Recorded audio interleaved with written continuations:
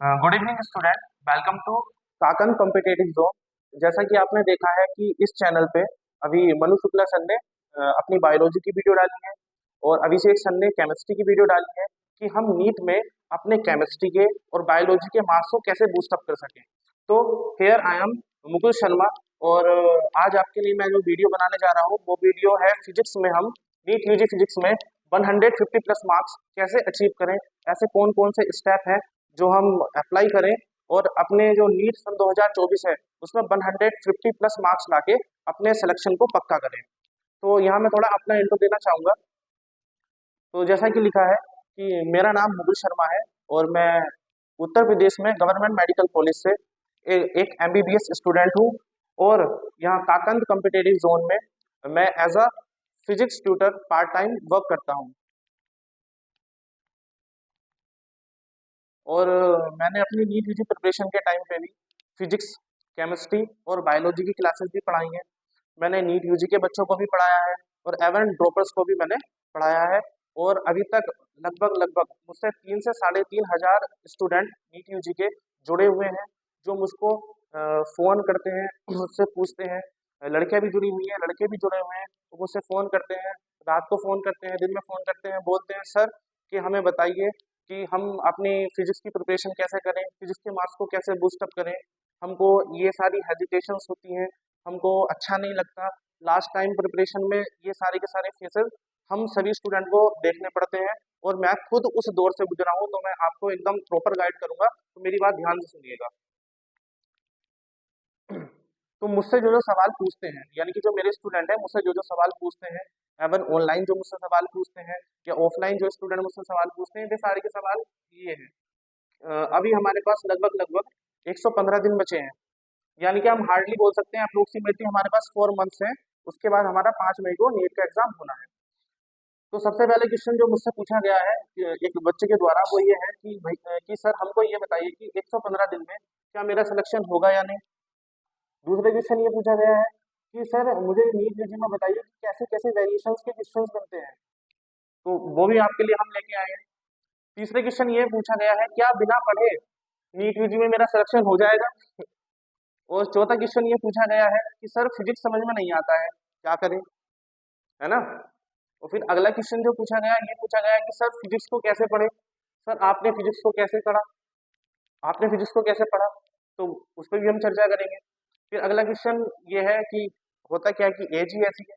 तो किसी ने मुझसे पूछा है कि सर मेरी बंदी मुझसे बात नहीं करती, सर मेरा बंदा मुझसे बात नहीं करता, मैं डिस्ट्रक्शन से मैं डिस्ट्रक्शन में पढ़ नहीं पाता या मैं डिस्ट्रक्शन में पढ़ नहीं पाती, तो उसके लिए मैं क्या करूँ।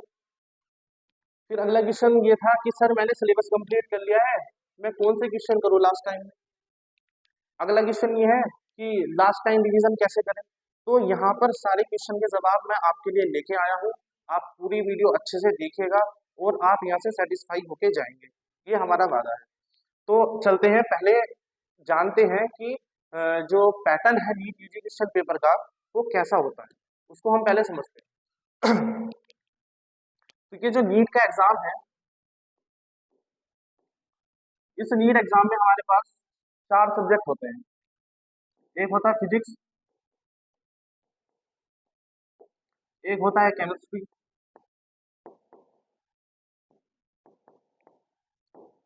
एक होता है जूलॉजी और एक होता है बॉटनी। ठीक है। इन चार सब्जेक्ट में इन 4 सब्जेक्ट में हर सब्जेक्ट के दो दो पार्ट्स होते हैं, पार्ट ए और पार्ट बी। इन चारों सब्जेक्ट में जो क्वेश्चन देखने को मिलते हैं हमको 50-50 क्वेश्चन देखने को मिलते हैं। 50 क्वेश्चन इनके, 50 क्वेश्चन इनके एंड 50 क्वेश्चन इनके। तो इन 50 क्वेश्चन में से पार्ट ए है और पार्ट बी है। इन 50 क्वेश्चन में से पार्ट ए में 35 क्वेश्चन देखने को मिलते हैं, जबकि पार्ट बी में रिमेनिंग 15 क्वेश्चन देखने को मिलते हैं। अगर मैं बात करता हूँ पार्ट ए की अगर मैं बात करता हूँ पार्ट ए की, तो पार्ट ए में 35 के 35 क्वेश्चन करने कंपलसरी रहते हैं। और पार्ट बी की अगर बात करें तो पार्ट बी में 15 में से 10 क्वेश्चन करने कंपलसरी रहते हैं। यहाँ तक कि अगर जो बच्चे नीट दे रहे हैं इतना बेसिक जानकारी उसको होगी। ठीक है, अब हो क्या रहा है कि अगर मैं इसको ऊपर करूंगा तो ये इरेज हो जाएगा, तो आप इसको अच्छे से यहीं देख लीजिए। ठीक है, तो अब हमारा जो क्वेश्चन नंबर 1 आता है उसके बारे में डिस्कस करते हैं। क्वेश्चन नंबर 1 ये है कि 115 दिन बचे हैं, क्या उन दिनों में हम सिलेक्शन ले सकते हैं या नहीं। एक लड़की थी, उसका एक क्वेश्चन था, परसों रात उन्होंने कॉल किया और हमसे बोला कि सर ये बताइए कि क्या 115 दिन बचे हैं, क्या मैं सिलेक्शन ले पाऊंगी या नहीं ले पाऊंगी। तो पहला जो हमारा माइंडसेट होना है, अगर हमको गवर्नमेंट मेडिकल कॉलेज में जाना है तो सबसे पहला जो हमारा माइंडसेट होना चाहिए वो ये होना चाहिए कि मेरा सिलेक्शन हो या ना हो, मुझको मेहनत एकदम भयंकर वाली करनी है, मुझको सब कुछ पढ़ना है, एकदम स्ट्रिक्ट रहना है मुझे अपने लक्ष्य के प्रति, और मुझको मेहनत करनी है, जो होगा देखा जाएगा। और माइंडसेट में हमेशा ये रहना है कि मैं सिलेक्शन लेके ही रहूंगी। हमको ये नहीं सोचना है, ये सोचना ही नहीं है कि मेरा सिलेक्शन नहीं होगा। तो पहली बात तो हमें जो अपना माइंडसेट रखना है, वो माइंडसेट हमें ये रखना है कि हमारा सिलेक्शन होगा दिस ईयर, यानी कि इस साल जो है हमारा सिलेक्शन होगा। पहला माइंडसेट तो हमको ये क्रिएट करना है कि इस साल हमारा सिलेक्शन कोई भी नहीं रोक सकता। हमको इतनी मेहनत करना है कि हमारा सिलेक्शन इस साल कोई नहीं रोक सकता। पहली बात तो ये हमको अपने माइंड में क्लियर रखनी है। ठीक है, अगले क्वेश्चन पे चलते हैं। अगला क्वेश्चन हमारे पास ये आता है कि एक लड़के ने मुझसे पूछा कि सर मैं पहली बार ही नीट का पेपर देने जा रहा हूँ, सर फिजिक्स में कैसे क्वेश्चन आते हैं, बायोलॉजी में कैसे क्वेश्चन आते हैं और केमिस्ट्री में कैसे क्वेश्चन आते हैं। तो केमिस्ट्री का और बायोलॉजी का मनोज शुक्ला सर ने और अभिषेक सर ने आपको बता दिया। तो यहाँ पे मैं फिजिक्स के क्वेश्चन के बारे में डिस्कस करूंगा कि कैसे कैसे क्वेश्चन आते हैं। ठीक है, किस पैटर्न पे क्वेश्चन बनते हैं और कैसे क्वेश्चन आते हैं। तो टाइप ऑफ क्वेश्चन देखो, सबसे पहले जो टाइप बनती है क्वेश्चन की वो बनती है फॉर्मूला बेस्ड। कैसे क्वेश्चन बनेंगे, फॉर्मूला बेस्ड। केवल और केवल आपको फॉर्मूला दे दिया जाएगा, केवल और केवल आपको क्वेश्चन दे दिया जाएगा, उसमें आप फॉर्मूला अप्लाई कीजिए, आपको कुछ नहीं करना, आपको बेसिक इन्फॉर्मेशन होनी चाहिए, फॉर्मूला रखिए और आपको आंसर मिल जाएगा। जो दूसरा क्वेश्चन होता है वो होता है थियोरी बेस्ड। जो दूसरा क्वेश्चन हमको मिलता है वो क्वेश्चन जो होता है वो क्वेश्चन होता है हमारा थियोरी बेस्ड। जो तीसरे टाइप का क्वेश्चन होता है वो ग्राफिकल एनालिसिस में बनता है। ठीक है, वो ग्राफ से बनता है, ग्राफ बेस्ड होता है। मान लो कोई ग्राफ का क्वेश्चन डाल दिया। जो फोर टाइप का क्वेश्चन बनता है वो बोलते हैं statement wise question.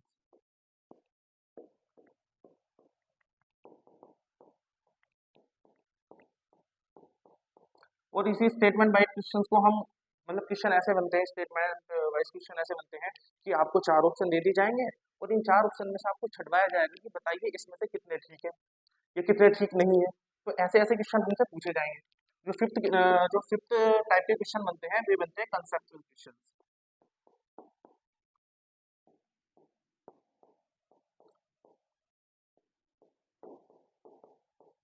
Conceptual question, तो कंसेप्चुअल क्वेश्चन ऐसे होते हैं, फॉर एग्जाम्पल किसी ने सर्कुलर मोशन उठा लिया, करंट इलेक्ट्रिसिटी उठा लिया, एसएचएम उठा लिया, इन तीनों को कंबाइन करके एक क्वेश्चन बना दिया और आपके सामने रख दिया।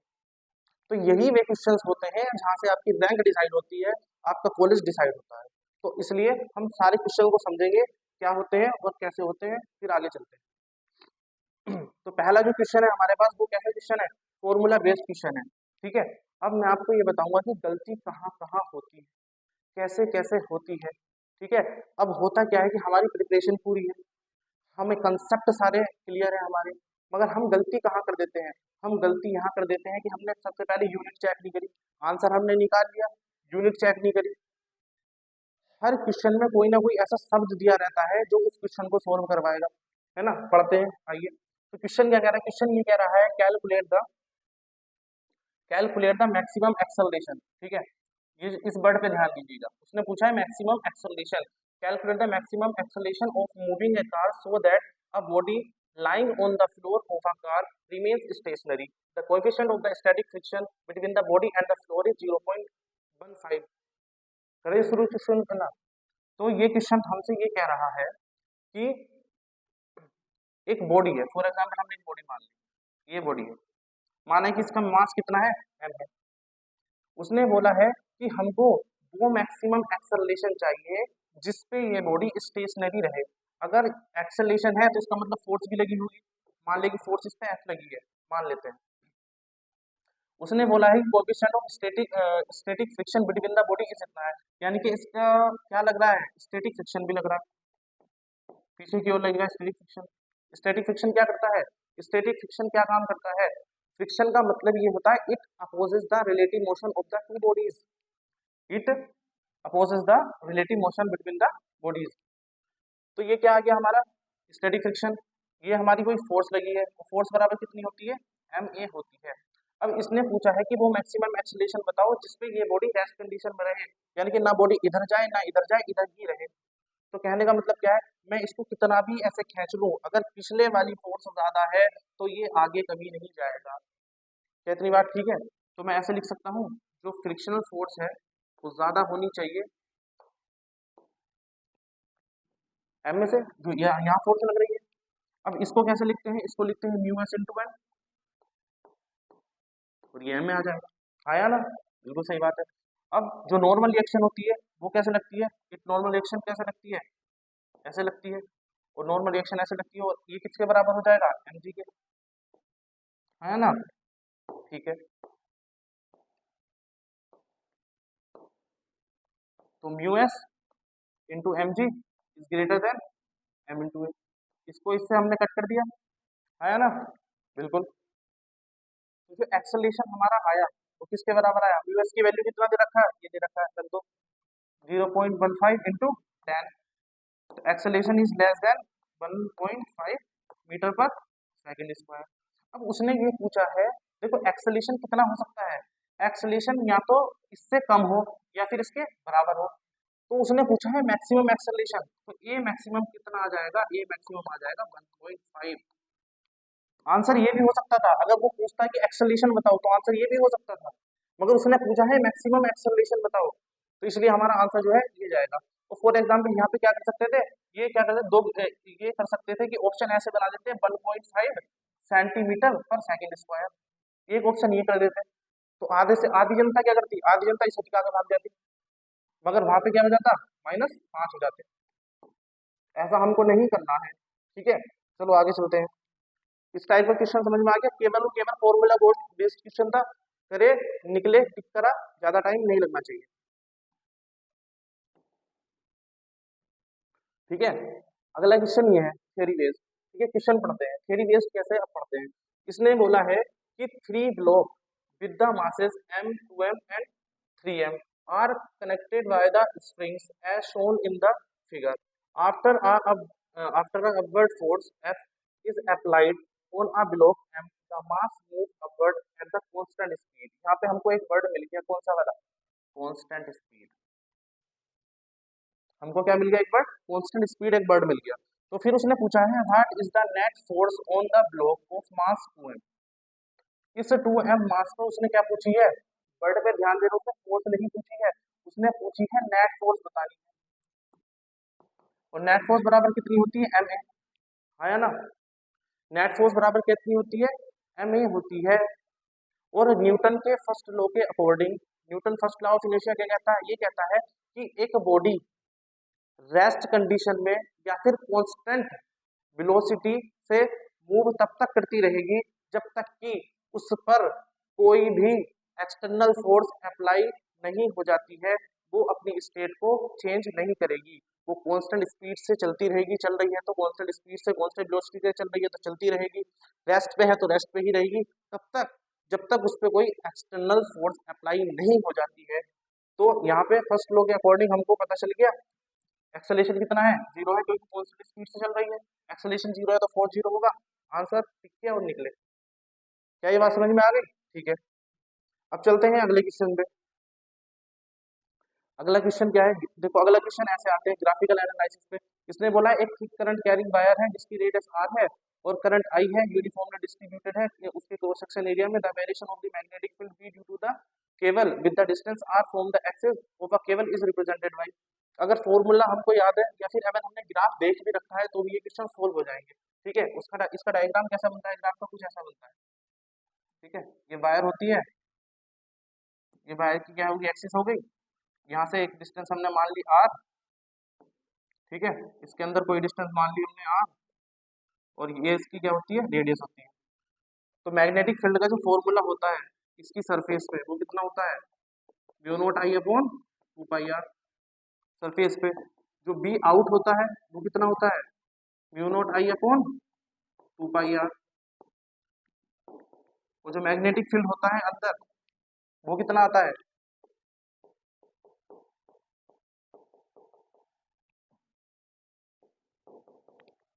ये आता है। तो इसके अकॉर्डिंग जो हमको ग्राफ बनेगा वो ग्राफ ये बनता है, इसको टिक करेंगे निकलेंगे। मुझे लगता है कि यहाँ तक आपको बातें समझ में आ रही हैं। कुछ ऐसे स्टेटमेंट वाइज क्वेश्चन बनते हैं, स्टेटमेंट बना दिए, इनमें से स्टेटमेंट छांटो कौन सा ठीक है कौन सा गलत है, ठीक है। और कुछ बनते हैं कंसेप्चुअल क्वेश्चन। कंसेप्चुअल क्वेश्चन कैसे हैं ये, ऐसे हैं, इसमें क्या है, इसमें 3-4 फॉर्मूले हमको यूज करने पड़ेंगे। कैसे करने पड़ेंगे, अब देखिए। उसने बोला है कि एक कॉपर वायर है जिसकी लेंथ 10 मीटर है और रेडियस उसकी इतनी है, उसका इलेक्ट्रिक रेजिस्टेंस 10 ओम है। The current density of the wire of an electric field strength 10 volt पर मीटर इज।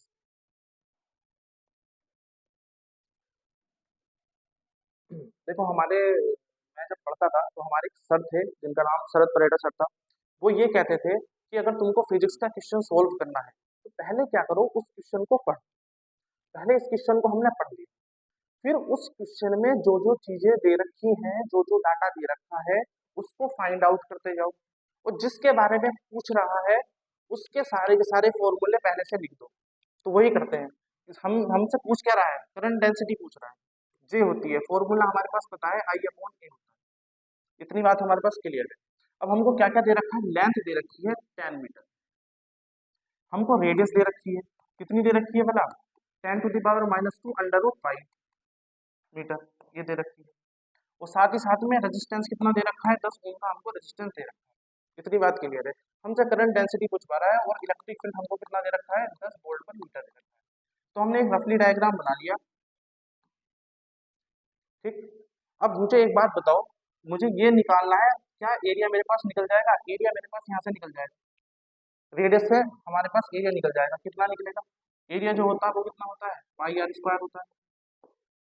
निकालो, पाई इंटू r² कितना हो जाएगा, 10⁻⁻⁴ अपॉन पाई, कितना आएगा, 10⁻⁻⁴ मीटर स्क्वायर आ जाएगा।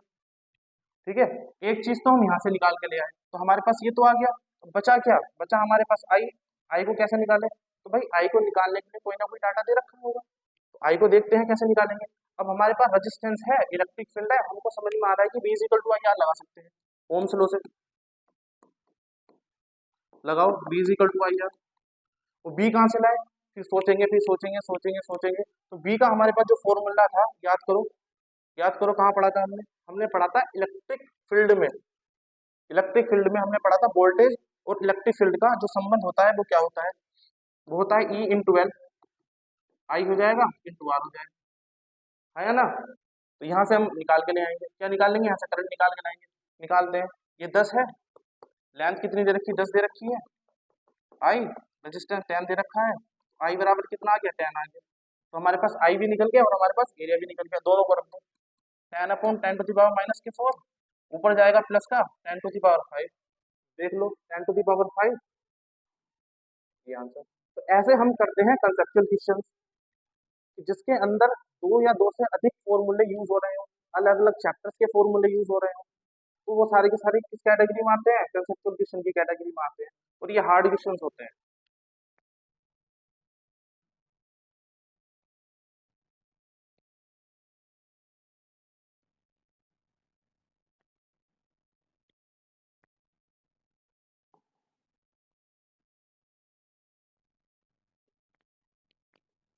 तो जो नेक्स्ट क्वेश्चन मुझसे पूछा था एक बच्चे ने, वो ये था कि क्या बिना फिजिक्स पढ़े नीट यूजी में सिलेक्शन हो जाएगा। भाई बिल्कुल नहीं होगा, ठीक है।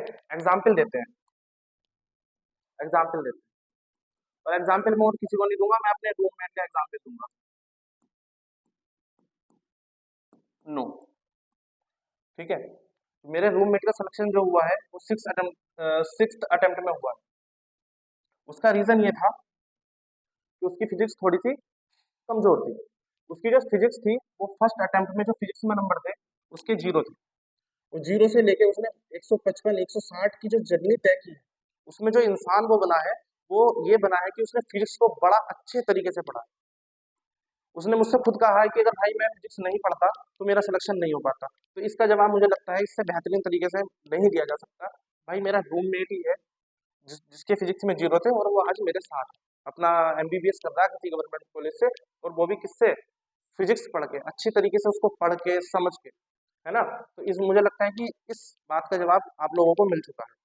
तो अगला जो क्वेश्चन है वो ये है कि सर फिजिक्स समझ नहीं आता है क्या करें?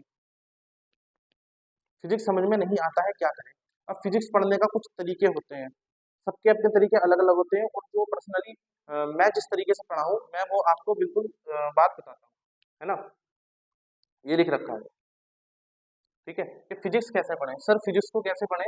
सर आपने फिजिक्स को कैसे पढ़ा था अपने नीट यूजी प्रिपरेशन टाइम में, ठीक है? ये एक लड़की का क्वेश्चन है जो मुझसे पूछा था, तो उसका जवाब भी मैं दे दे रहा हूँ। तो आंसर ये है, इसका आंसर दे रहे हैं कि फिजिक्स को मैंने कैसे पढ़ा था। सभी बच्चे किसी ना किसी कोच, मतलब जो बच्चे मुझको देख रहे हैं वो किसी ना किसी कोचिंग इंस्टीट्यूट में या तो पढ़ रहे होंगे, या फिर किसी ने कोई ऑनलाइन सब्सक्रिप्शन ले रखा होगा। कुछ ना कुछ उनके पास ऐसे सोर्स होंगे, पुराने नोट्स होंगे। अगर सेल्फ स्टडी वो लोग कर रहे हैं तो उनके पास पुरानी इंस्टीट्यूट के नोट्स होंगे, ठीक है, एनसीईआरटी होगी, कहीं ना कहीं उनके पास कुछ ना कुछ सोर्स होगा। यूट्यूब को वो यूज कर रहे होंगे, है ना? तो उनके पास कोई ना कोई सोर्स होगा, तो उसके अकॉर्डिंगली आप अपने आप को एडजस्ट कीजिए और जो मैं बता रहा हूँ उसको फॉलो कीजिए। आपका एकदम, मैं ईमानदारी के साथ कह रहा हूँ कि फिजिक्स के नंबर आपके बूस्ट अप कर जाएंगे, है ना? तो मैंने कैसे पढ़ा था उसको देखते हैं। हम एग्जाम्पल लेते हैं चैप्टर नंबर 1। फॉर एग्जाम्पल हम ले रहे हैं चैप्टर नंबर 1 लेते हैं, तो चैप्टर नंबर 1 को हम मान लेते हैं काइनेमैटिक्स,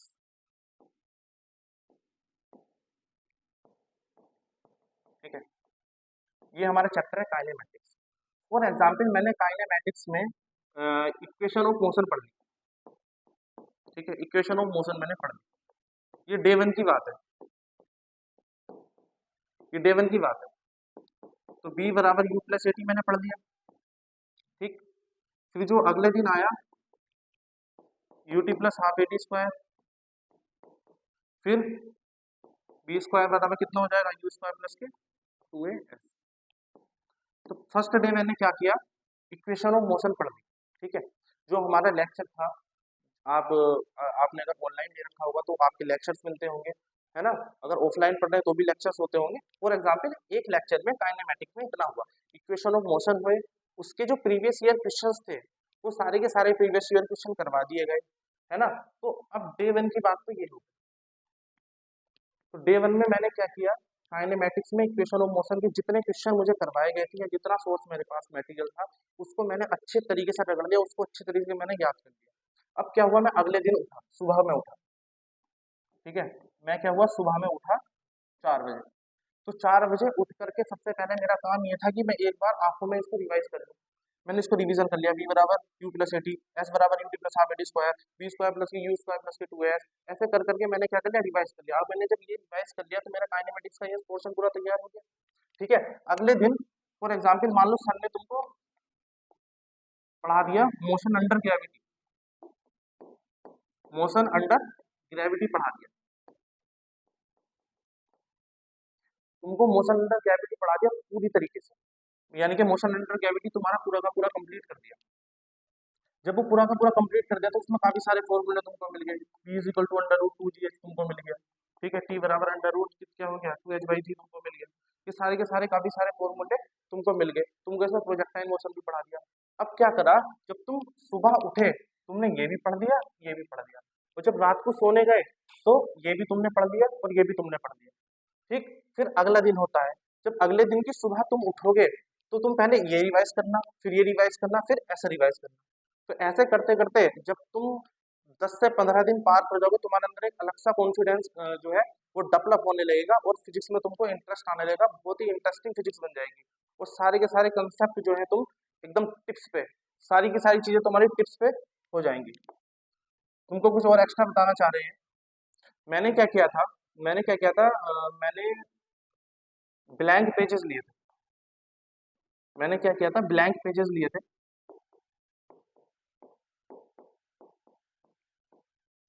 ठीक है, मैंने क्या किया था, मैंने ब्लैंक पेजेस लिए थे।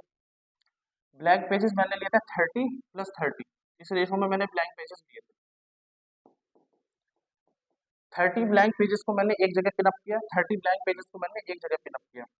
उसमें मैंने क्या किया, 11th के जो इम्पोर्टेंट फॉर्मूलाज थे, इम्पोर्टेंट लाइन्स थी, इम्पोर्टेंट क्वेश्चंस थे और इम्पोर्टेंट डेरिवेशन के जो रिजल्ट थे, ग्राफ थे, वो पूरी की पूरी 11th मैंने इन 30 पन्नों में लिख दी थी।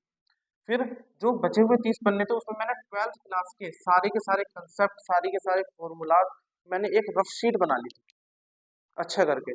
और जब भी मैं पेपर वगैरह लगाता था तो मैं एक क्या करता था, जैसे फॉर एग्जाम्पल मेरे पेपर में आ रहे हैं तीन, मेरे पास चैप्टर आ रहे हैं, एक तो मैग्नेटिज्म आ रहा है, इलेक्ट्रिक फील्ड आ रहा है और सेमीकंडक्टर आ रहा है। तो मैं ऐसा नहीं करता था कि जो मेरे पास पुराने नोट्स हैं वो उनको मैं पढ़ रहा हूँ, उनको मैं पढ़ रहा हूँ, उनको पढ़ रहा हूँ और फिर उसके बाद मैं कंफ्यूज हो रहा हूँ, क्या करूँ मैं, क्या करूँ, ऐसा नहीं, बिल्कुल भी नहीं। तो मैं क्या करता था, जो मैंने ये पेजेस बनाए थे इनमें अपने फॉर्मूला कंसेप्ट लिखे थे उनको एक बार अच्छे से रिवाइज करता था और फिर मैं टेस्ट लगाने बैठता था। तो मेरे पूरे मतलब मेरे जो है मैक्सिमम से मैक्सिमम 160 170 नंबर आराम के साथ उन पेपर्स में आ जाया करते थे फिजिक्स के अंदर, है ना। तो आप लोगों को भी क्या करना है, ब्लैंक पेज लेने हैं क्योंकि आखिरी टाइम चल रहा है भाई, आखिरी टाइम में आपको बहुत मेहनत करना पड़ेगा, खुद को एकदम बहुत भयंकर तरीके से रगड़ना पड़ेगा अगर नीट में सिलेक्शन लेना है तो, क्योंकि कंपटीशन और हाई होने जा रहा है। क्योंकि जब हम ये सन 2023 का हमने दिया था तो समथिंग समथिंग 22 से 23 लाख बच्चा बैठा था और अब तो जो नॉन बायोलॉजिकल स्टूडेंट है, जो नॉन बायोलॉजी वाले हैं, अब तो वे भी अपियर कर रहे हैं। तो अब तो समथिंग समथिंग 26 लाख के अराउंड में कंपटीशन होगा भाई, बहुत बहुत हालत खराब होने वाली है और पेपर काफी भारी आता है, ऐसा नहीं है कि हल्का आता है ना। तो अब चलते हैं इसके बारे में, ठीक है। ये क्वेश्चन जो है ये बड़ा ही बर्निंग क्वेश्चन है कि सर मेरी बंदी मुझसे बात नहीं करती, सर मेरा बंदा मुझसे बात नहीं करता, मैं डिस्ट्रक्शन से पढ़ नहीं पाती, मैं डिस्ट्रक्शन से पढ़ नहीं पाता, ठीक है। रोज डेली के डेली मुझको 4 या 5 फोन ऐसे आने होते हैं, रोज डेली के डेली मेरे पास 4 या 5 फोन ऐसे आते हैं जो मुझसे ये कहते हैं कि सर मेरी बंदी मुझसे बात नहीं करती है, सर मेरा बंदा मुझसे बात नहीं करता है। तो भाई ऐसे में क्या करें, सबसे पहला काम आपको क्या करना है, प्रायोरिटाइज भाई। आपकी प्रायोरिटी क्या है, आपकी प्रायोरिटी सिंपल सी है, नीट यूजी को क्रैक करना और उसमें सिलेक्शन लेना।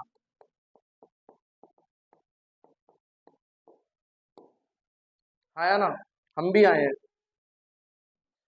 सबसे पहली प्रायोरिटी ये होनी है, नीट यूजी क्रैक करना, सिलेक्शन लेना, ये सारे काम बाद के हैं, ठीक है। कोई नहीं खिलाएगा तुमको बैठा के भाई, खुद से कमाना पड़ेगा, खुद से खाना पड़ेगा। तो सबसे पहली प्रायोरिटी ये है कि नीट यूजी क्रैक करना है तुमको और सिलेक्शन लेना है, इससे पहले कुछ नहीं सोचना है। एमबीबीएस में कॉलेज में आने के बाद जिंदगी और बेहतरीन है ना। आओ तो सही, इन सब की बात भूल जाओगे। चलो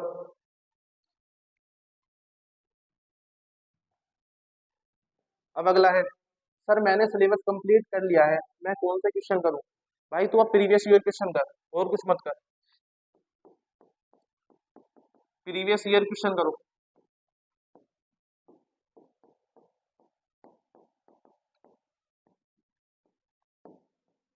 अब क्या करना है तुमको, प्रीवियस ईयर क्वेश्चन करने, और ये मिलेंगे कहाँ। देखो मैंने जो स्टडी की थी, मेरा जो सिलेक्शन हुआ है वो हुआ है सेल्फ स्टडी की वजह से, ठीक है। मैंने सेल्फ स्टडी से सिलेक्शन लिया है और इसी के साथ साथ मैंने पढ़ाया भी है, फिजिक्स भी पढ़ाई है, केमिस्ट्री भी पढ़ाई है और बायोलॉजी भी पढ़ाई है, ठीक। तो प्रीवियस ईयर क्वेश्चन मैंने कहाँ से करे थे, एक ऐप आता है, अगर आप प्ले स्टोर पर डालेंगे तो 36 year NEET UG physics question, अगर आप डालेंगे तो आपको वो ऐप मिल जाएगा, उसको डाउनलोड कीजिए, उसके चैप्टर पढ़िए और सारे के सारे क्वेश्चन लगा के डालिए, कम से कम 5-6 बार उस ऐप को पूरे के पूरे को सॉल्व कर दीजिए और फिर मुझसे बताना अगर आपके 150+ नहीं आते हैं, ठीक है। इतना कंफ्यूजन दूर हो गया, अगले पे चलते हैं,